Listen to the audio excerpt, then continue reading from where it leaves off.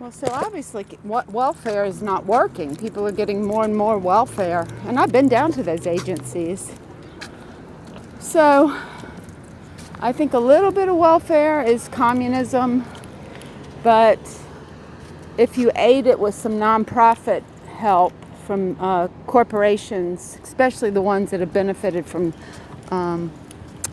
slavery, and in reaching for better education and jobs and the help that the people need to do that, that they get benefited. They get the, if they're going to school and showing up and training for a job, that they get the benefit of moving into a career that they enjoy and they like. They don't have to just go be a CNA for the rest of their lives. No, but it's a hard job. It's very unethical, too, the way they keep the people alive. I was astounded. I was like, you mean you got water and food going in this comatose person that's not enjoying life? Who's getting the check for that? And we're wiping up the feces? I refused. I said, I won't participate in this system at all. The doctor tells the family, she won't live much longer, and then she dies. And that's ethics.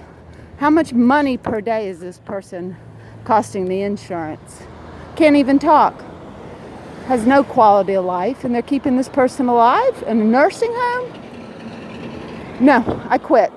But yeah, no, if the person, you have a test and you find out intellectually what they want to do and what they can do, and then they can qualify for programs for training. Maybe the welfare puts them in, kind of a small little apartment. But they can qualify for, if they're African American descent and they're struggling because of, the past history of segregation. And that's a long, long climb of coming from a very uneducated family that was in segregation, and then, of course, the welfare struck and nobody worked.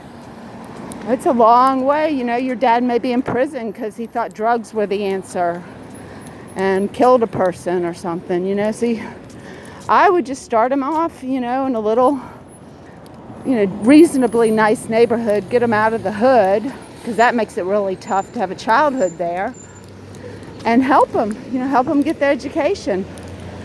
And if they don't get an education and they're just going to do nothing, well, don't give them any benefits, They have to be doing something. And, if they're disabled, that's a different course of action, of course. They got to have some food stamps and things like that. But even the disabled might be able to do some kind of job if we look into it. How are you, ma'am? So we need this more specialized, not industrialized approach. We need a social worker for each person and try to troubleshoot and see where we can get them to a better place.